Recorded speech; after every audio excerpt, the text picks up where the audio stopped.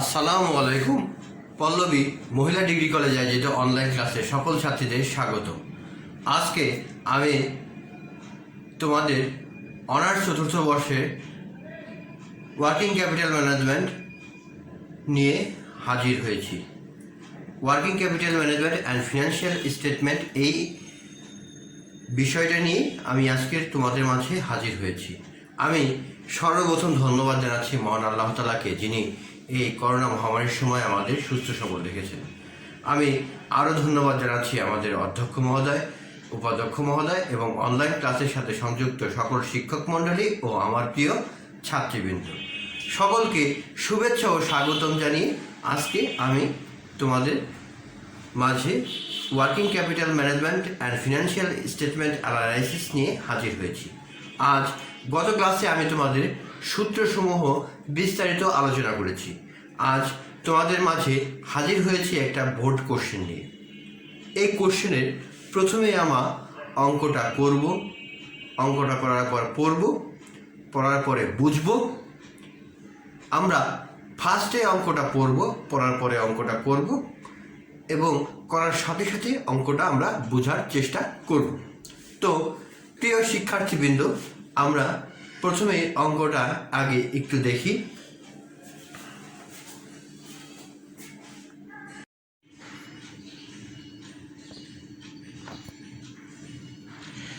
তো প্রিয় শিক্ষার্থীবৃন্দ, প্রথমে তোমরা এই বইতে অঙ্কটা দেখতে পাচ্ছ। দেখো, from the following information of Finn Manufacturing Company estimated a amount of working capital added to financial on activity to level of 70%. Makes suitable assumptions where necessary. দেখো, এক নাম্বার দেওয়া আছে প্রোডাকশন ক্যাপাসিটি আছে 2000 unit per month. 2 sales price দেওয়া আছে 120 টাকা per unit. তারপরে আছে র মেটেরিয়াল আছে 30 টাকা পার ইউনিট। ডাইরেক্ট লেভেল 25 টাকা পার ইউনিট। ওভারহেড দেওয়া আছে 25,000 টাকা পার মান্থ। এখানে 60% প্রোডাকশন এবং 40% সেলস। তারপরে 4 নাম্বার দেওয়া আছে প্রসেসিং টাইম দেওয়া আছে 1 মান্থ। তারপর দেওয়া আছে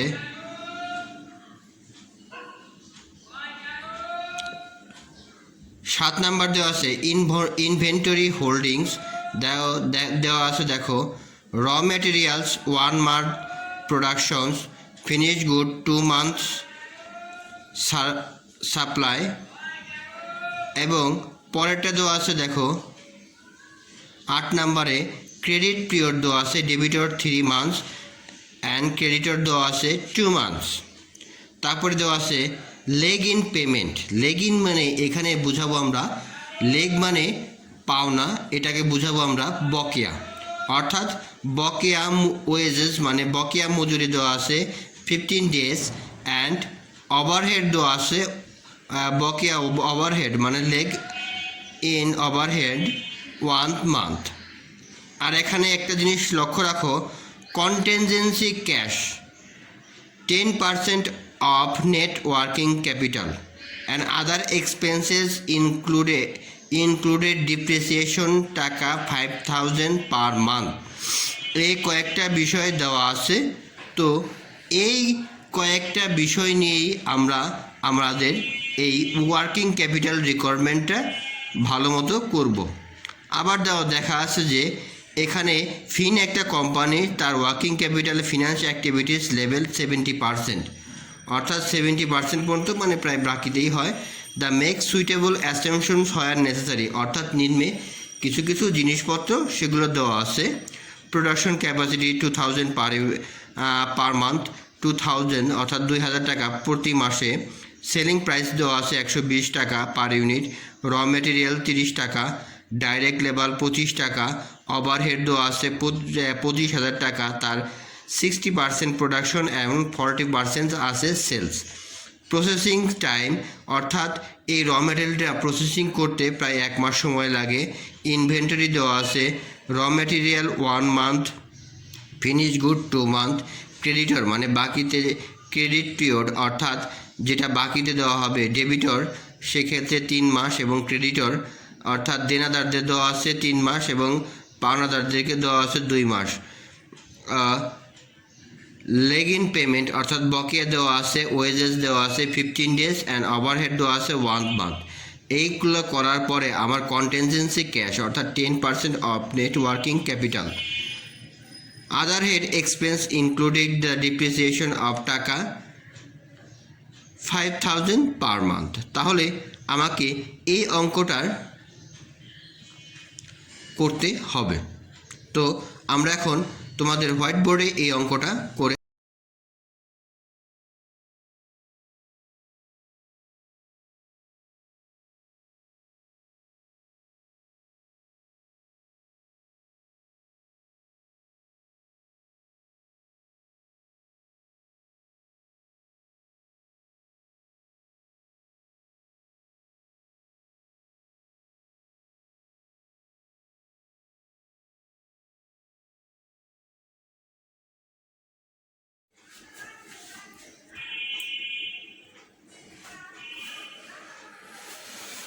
তো প্রিয় শিক্ষার্থী, আমরা অঙ্কটা দেখলাম, দেখার পর একটু বোঝার চেষ্টা করলাম। আমরা এখন অঙ্কটা করব। এই অঙ্কটা করার পর পূর্বে আমাদের কিছু কিছু ওয়ার্কিং আছে, সেই ওয়ার্কিংগুলো দেখে নিতে হবে। ওয়ার্কিংগুলো কি আমি এক এক করে তোমাদের সেগুলো লিখে দেখাচ্ছি। এখানে আমরা যেটা ব্যবহার করব যে দেখো এপিইউ অর্থাৎ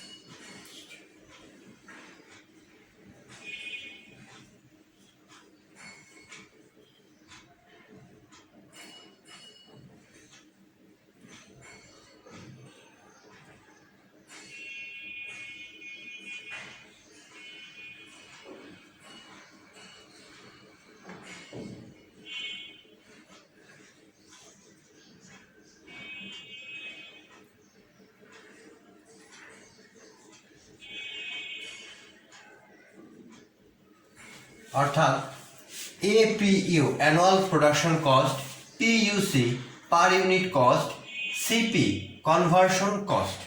তো এইগুলা আমি সংক্ষেপে লিখব, তোমরা এখান থেকে বুঝে নিবা যে অর্থাৎ এপিইউ হলো অ্যানুয়াল প্রোডাকশন কস্ট। প্রথমে 1 নাম্বার দেখো, এগুলা হলো দেখা গেছে যে রিকোয়ারমেন্টসগুলো যেগুলো থাকে সেগুলো আমি আগে দেখে নিয়েছি।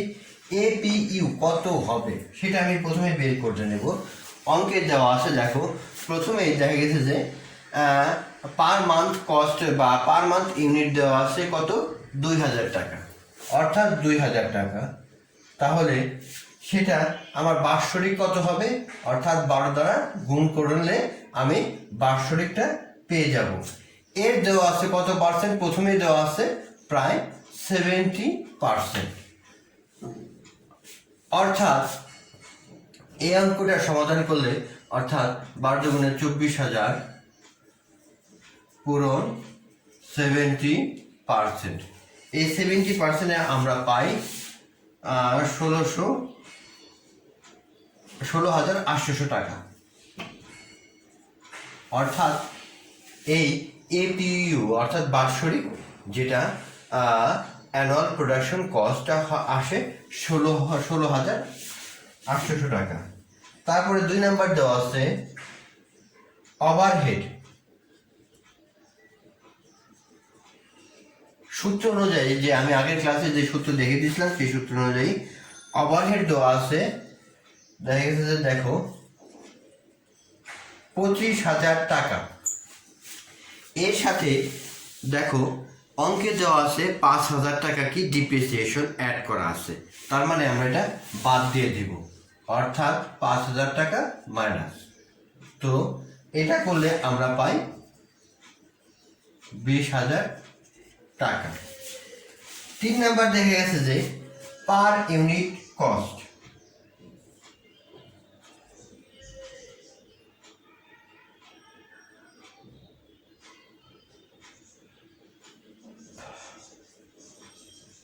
Per unit overhead, per unit overhead, এখানে ওভারহেড বের হলো কত? 20,000 টাকা। 20,000 টাকা। এখন পার ইউনিটটা বের করতে হলে দেখা গেছে যে ডিভাইডেড বাই যে প্রোডাকশন ইউনিট, অর্থাৎ কত মাসে এক মাসে কত ইউনিট উৎপাদন হয়, অর্থাৎ 2,000 ইউনিট। তার মানে এখানে আমরা পাই 10 টাকা, অর্থাৎ পার ইউনিট ওভারহেড কস্ট আসে আমাদের 10 টাকা। 4 নাম্বার দেখো প্রোডাকশন ওভারহেড,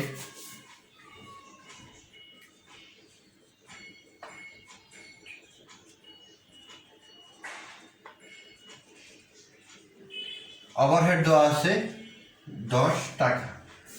প্রোডাকশনের দেওয়া আছে দেখো 60%, কত দেওয়া আছে? 60%।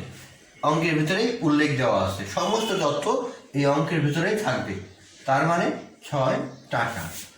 এবং সেলস দেখো তারপর আছে সেলস ওভারহেড, সেলস ওভারহেড দেওয়া আছে 40%, তার মানে 4 টাকা। খুব সহজেই আমি আমার এই অঙ্কের মাধ্যমে আমি এগুলা বের করে নিতে পারতেছি।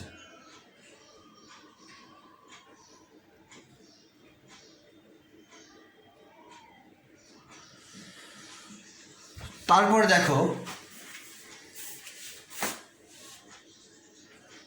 দেওয়া আছে 6 নম্বরে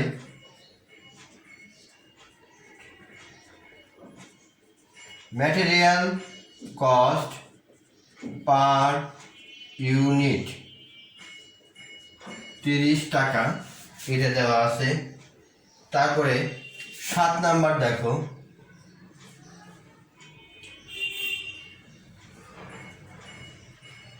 ওয়ার্ক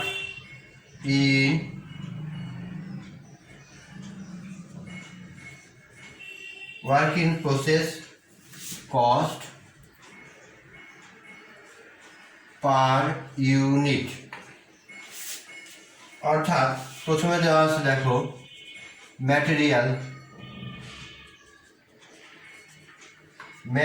দেওয়া আছে 30 টাকা, অর্থাৎ এখানে ম্যাটেরিয়ালটাই তোমাদের অঙ্কে দেওয়া আছে। দেখো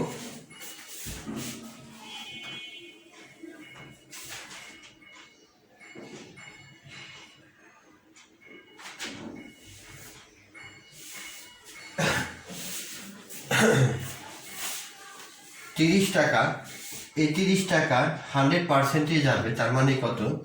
30 টাকাই হবে। তারপর দেওয়া আছে ডাইরেক্ট লেবার,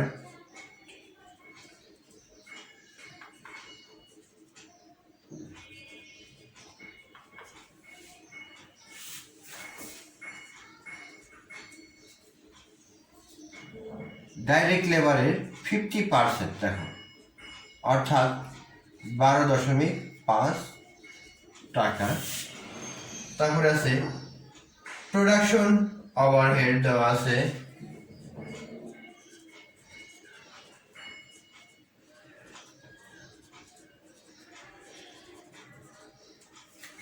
6 টাকার 50%, অর্থাৎ 3 টাকা।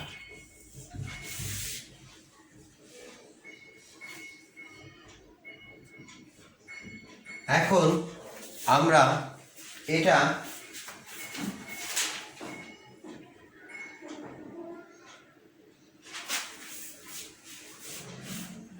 যোগ করলে পাই 45.5 টাকা, অর্থাৎ টোটাল আসে আমার ওভারহেড, টোটালে আসে 45.5 টাকা। 8 নম্বরে যাচ্ছে ফিনিশ গুড, অর্থাৎ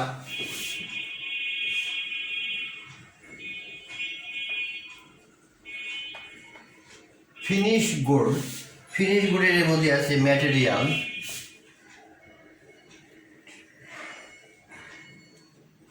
ম্যাটেরিয়ালে 30 টাকা, এখানে 100%ই আসবে, তার মানে 30 টাকা। তারপর আছে ডাইরেক্ট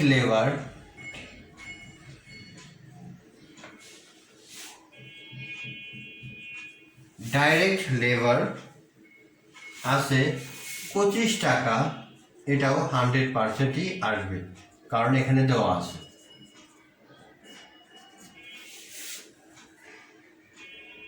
তারপরে দেওয়া আছে প্রোডাকশন ওভারহেড,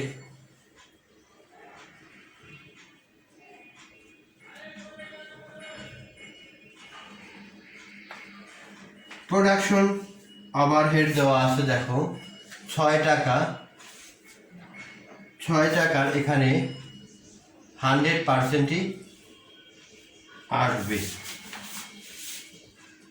তো আমরা এটা যোগ করলে 61 টাকা আসে, যোগ করলে আমরা পাই।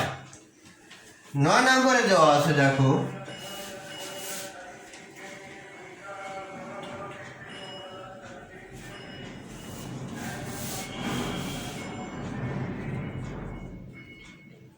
ডেবিটর cost per unit, materials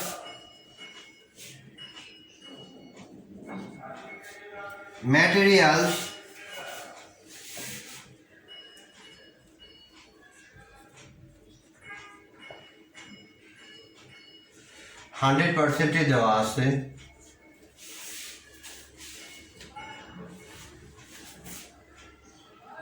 direct labour,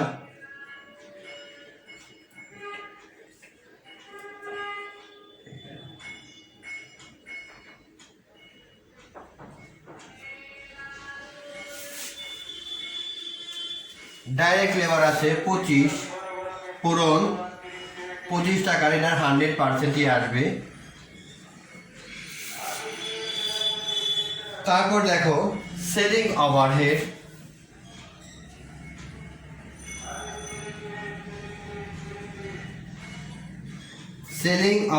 আছে 4, পূরণ 100%, অর্থাৎ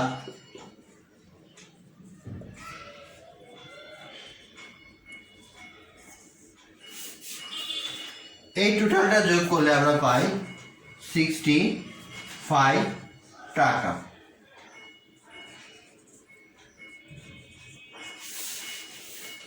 তার মানে আমরা ওয়ার্কিংসটা ভালো মতোই করতে পারলাম। এখন আমরা আরো কিছু ওয়ার্কিং আছে। তারপর দেখো 10 নম্বরে আছে ক্রেডিটর আছে 30 টাকা, ওয়েজেস 25 টাকা, ওভারহেড, এই যে ওভারহেডটা বের হয়েছে, দেখো ওভারহেডটা তার মানে 10 টাকা। এই সমস্ত ওয়ার্কিংটা শেষ হয়ে গেল। তো ওয়ার্কিংয়ে শেষ হওয়ার পরে আমরা এখন কনভার্সন পিরিয়ডটা বের করব। এই কনভার্সন পিরিয়ডটা বের করার পরে আমরা অঙ্কটা করব।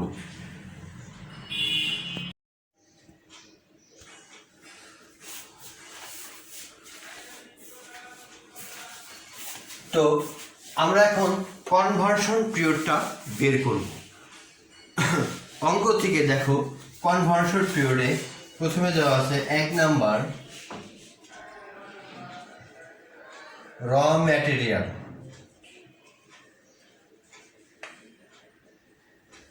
র ম্যাটেরিয়াল দেওয়া আছে 1 মান্থ। 2 নম্বরে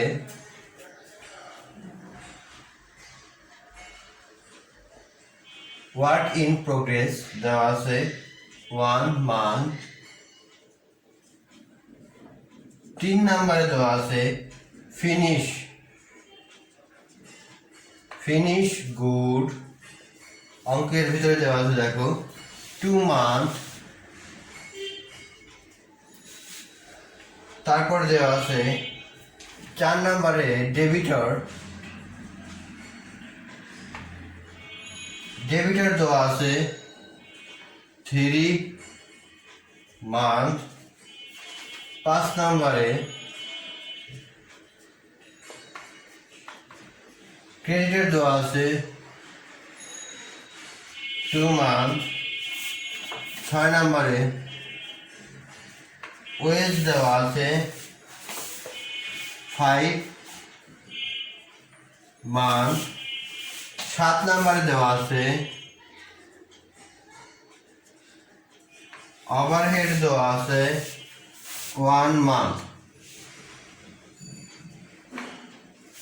তো এই কয়েকটা জিনিস দেওয়া আছে। আমরা এখন পরবর্তীতে অঙ্কটা শুরু করব।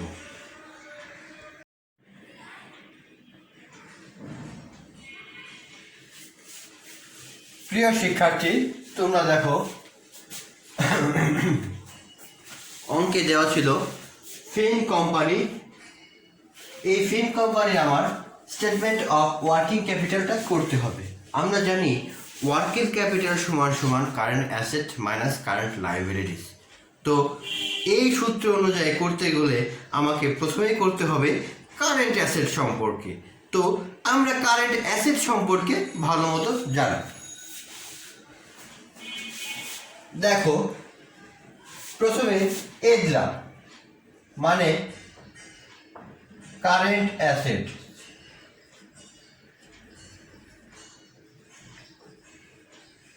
তার মানে কারেন্ট অ্যাসেটের যে সকলগুলো আছে সেগুলা আমরা প্রথমেই করব।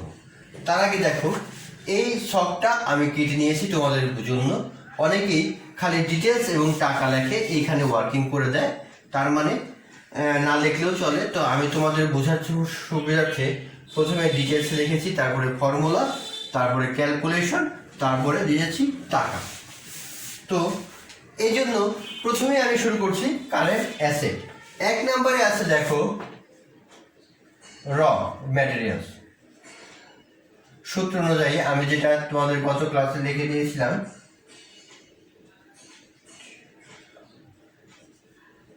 র ম্যাটেরিয়ালস। এখন র ম্যাটেরিয়ালস এর সূত্র আমরা জানি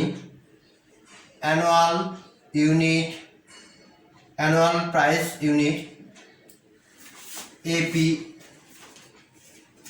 APU, annual production unit, and annual production unit divided multiple per unit cost।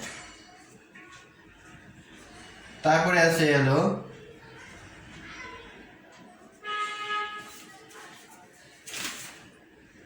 Conversion cost, conversion period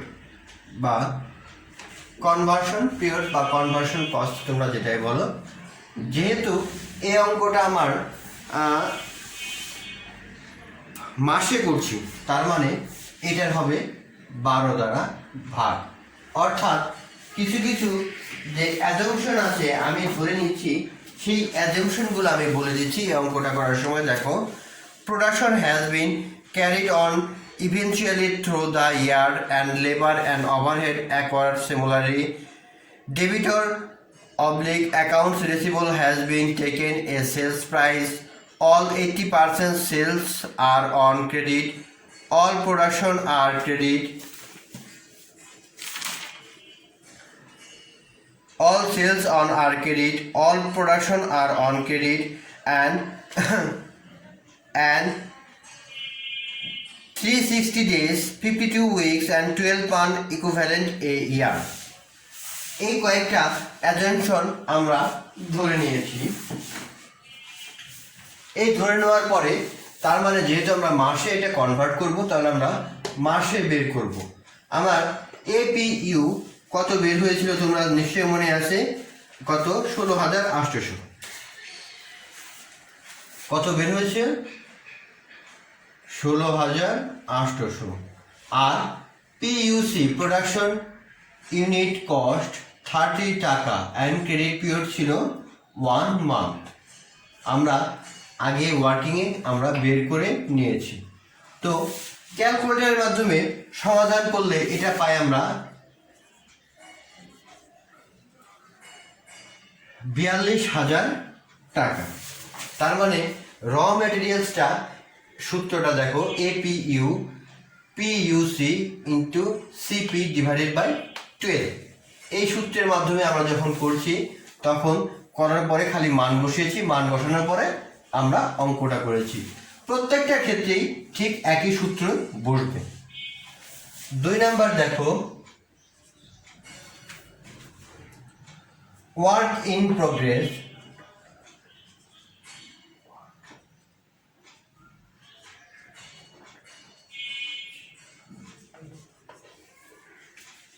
Work in progress APU into PUC into CP divided by 12। অর্থাৎ আমরা এপিইউর মান হলো 16,800 পূরণ, অর্থাৎ প্রোগ্রেসিভে যে পিইউসি সেটা ছিল আমরা বের করে নিয়েছিলাম যে দেখো 45.5 ইন্টু 1 ডিভাইডেড বাই 12। এটা আমরা আগে বের করে নিয়েছিলাম। এই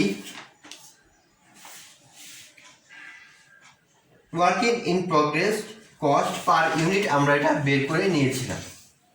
তো বের করে নেওয়ার পরে আমরা এখন করলে পাই 63,700।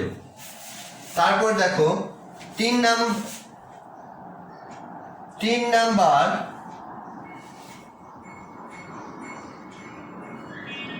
দেখো ফিনিশ গুড।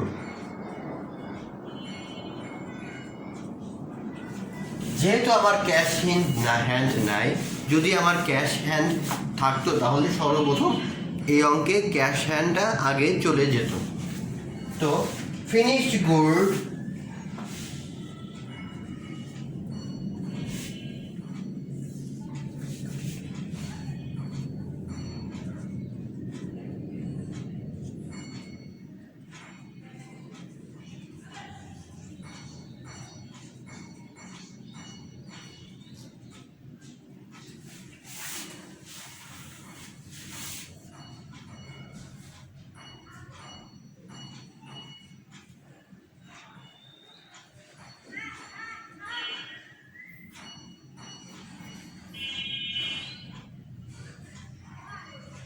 ফিনিশড গুডের আমার ইউনিট কস্ট আছে 61, যেটা আমরা ক্যালকুলেশনে করে বের করেছিলাম, এবং এটার ক্রেডিট পিরিয়ড আছে কত?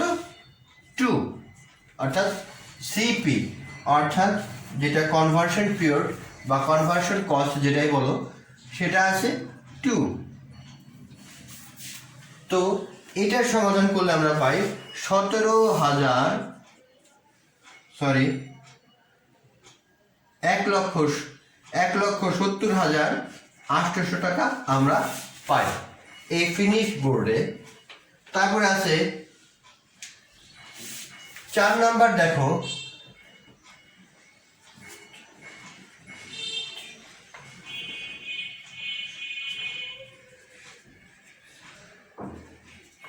ডেবিটর রিসিভেবল, অর্থাৎ ডেবিটর রিসিভেবল একই সূত্র হবে APU into PUC into CP divided by 12।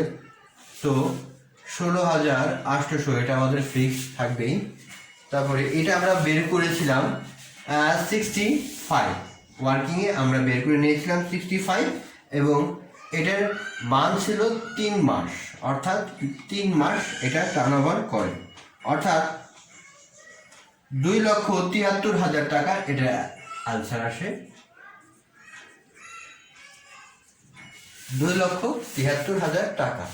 তো আমরা এখন এই কয়েকটাই হলো আমার কারেন্ট অ্যাসেট, এই কয়েকটা টার্মসই হলো আমার কারেন্ট অ্যাসেট। তো কারেন্ট অ্যাসেটে এটা যোগ করলে আমরা টোটাল পাই, টোটাল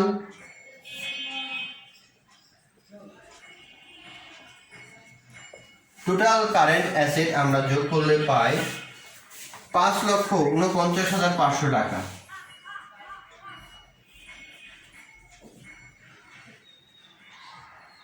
5,49,500 টাকা আমরা পাই। তো এখন বি নাম্বার দেখব আমরা।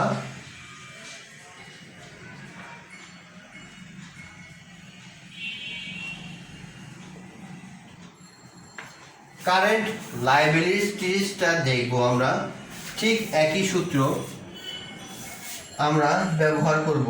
প্রথমে 1 নম্বরে দেখব আমরা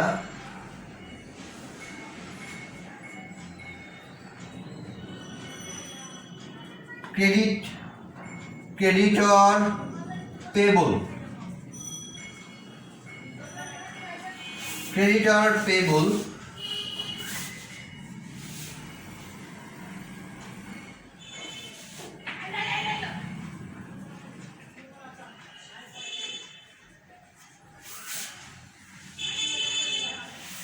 অর্থাৎ এটা আমার দেওয়া আছে 16,800 পুরো। এই ক্রেডিটর পেবলের আমার যেটা বেড়েছে সেটা হলো 30, এবং ক্রেডিট টাইম দেওয়া ছিল 2, অর্থাৎ ক্রেডিট টাইমটা দেওয়া ছিল 2। এটা দিয়ে আমরা এখন গুণ করলে বা অ্যান্সারে এটা পাই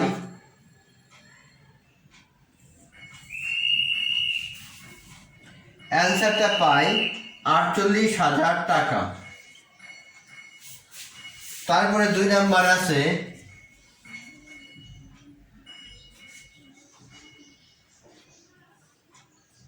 ডিফারেন্ট ওয়েজেস, ডিফার্ড ওয়েজেস।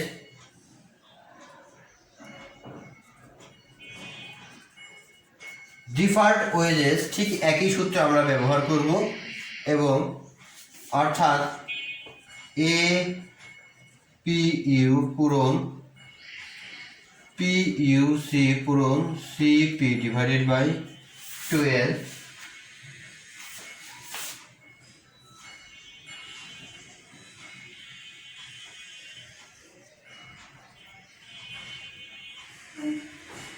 এটাও সেই ডিফার্ড ওয়েজেস, এখানেও 30 টাকা হবে।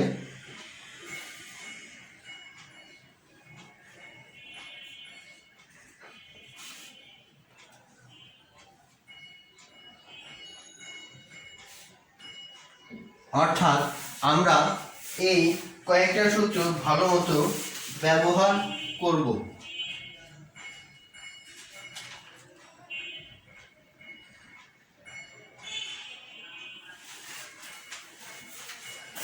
এখানে ডিফার্ড ইউজেজেস আমরা বের করেছি 25 টাকা, এবং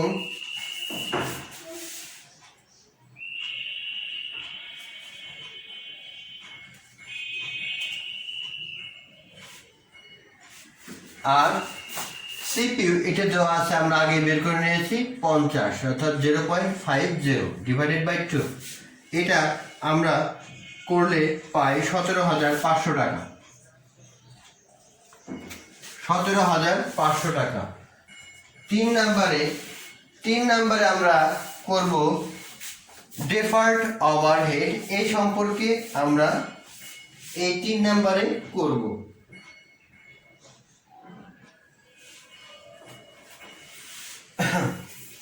এই একই সূত্র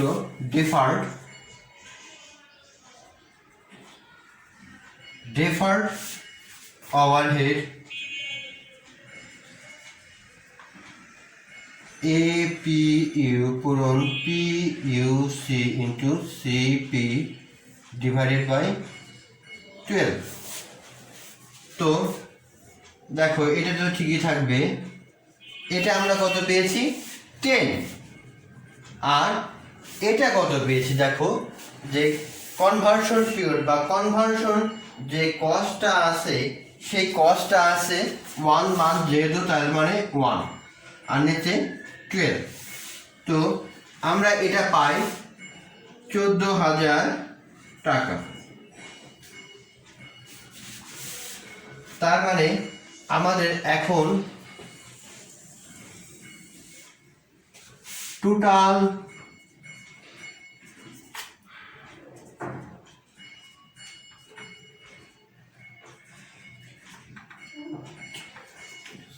টোটাল কারেন্ট লাইবিলিটিস আমরা এখন এইটা যোগ করলে পাবো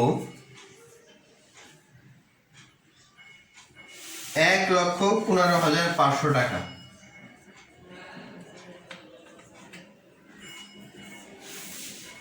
তার মানে আমি অঙ্কের মাধ্যমে আমি আমার টোটাল কারেন্ট অ্যাসেট এবং টোটাল কারেন্ট লাইবিলিটিসটা বের করে ফেললাম।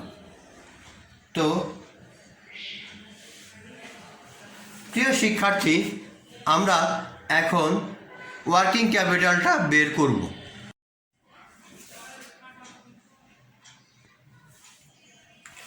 তো প্রিয় শিক্ষার্থী, আমরা এখন নেট ওয়ার্কিং ক্যাপিটাল আমরা জানি current asset minus current liabilities. তার মানে আমরা এই টাকা থেকে এই টাকাটা যখন বাদ দিব তখনই আমরা কারেন্ট নেট ওয়ার্কিং ক্যাপিটালটা পাব। তো এটা বাদ দেওয়ার পরে আমরা পাই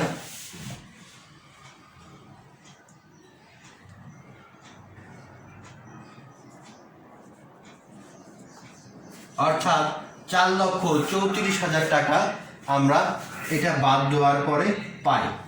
অর্থাৎ এখান থেকে এটা বাদ দেওয়ার পরে আমরা এই টাকার থেকে এই টাকাটা বাদ দেওয়ার পরে আমরা পাচ্ছি কি এই টাকাটা। তার মানে নেট ওয়ার্কিং ক্যাপিটাল হচ্ছে 4,34,000 টাকা। তো অঙ্ক এখানেই শেষ না, কারণ অঙ্কেতে একটা দেওয়া আছে, দেখো লাস্টের লাইনে যে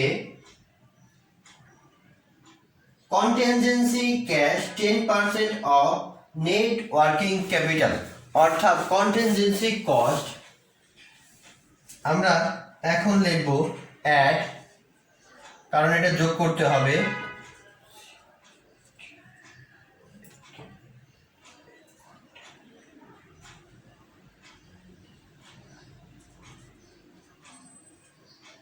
কন্টিনজেন্সি কস্টটা আছে দেখে কত 10%।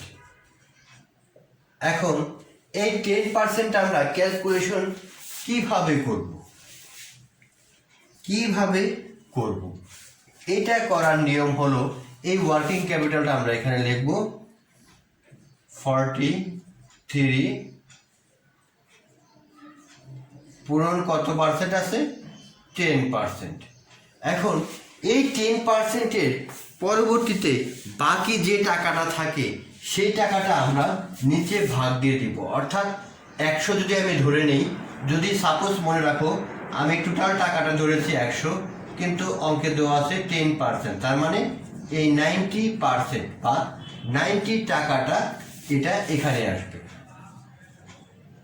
তো এই 90 টাকাটা আমরা এখন ক্যালকুলেশন করলে পাই 48,222 টাকা।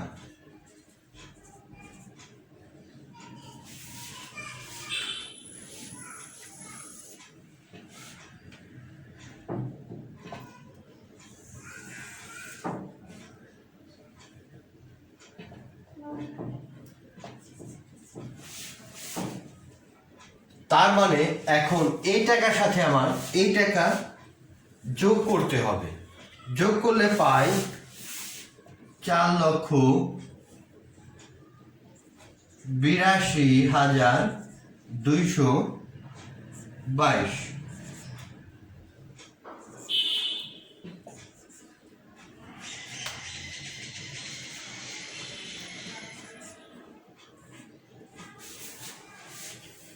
অর্থাৎ ওয়ার্কিং